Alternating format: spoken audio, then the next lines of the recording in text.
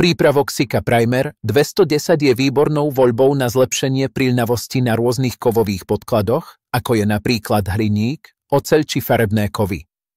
Taktiež sa s úspechom používa na zvýšenie príľnavosti tmelov a lepidiel Sika Sil.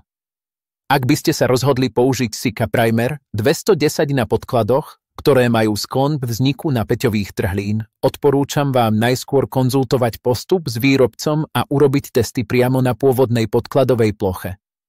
Táto technológia je predovšetkým určená skúseným profesionálom. Pred samotnou aplikáciou je vhodné vyskúšať prípravok na konkrétnom podklade a v konkrétnych podmienkach, aby ste si boli istí, že príľnavosť a kompatibilita materiálov budú na požadovanej úrovni. Pokiaľ ide o prípravu povrchu, dôležité je, aby bol čistý, suchý a zbavený masnoty, oleja a prachu. Príľnavosť k podkladu možno zlepšiť viacerými predbežnými úkonmi, medzi ktoré patrí napríklad prečistenie, jemné zdrsnenie povrchu alebo ošetrenie aktivačným prostriedkom.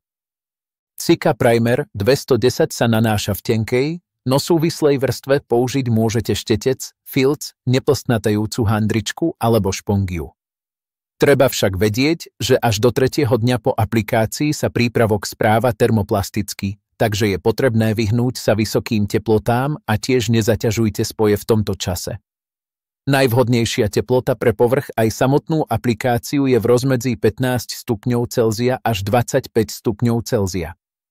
Primer by sa mal aplikovať iba v jednej vrstve, ktorá však musí dostatočne pokrývať povrch. Množstvo spotrebovaného prípravku aj spôsob nanášania vyberáme s ohľadom na špecifiká konkrétnej plochy. Po použití obal dôkladne uzavrite, aby ste zachovali kvalitu prípravku.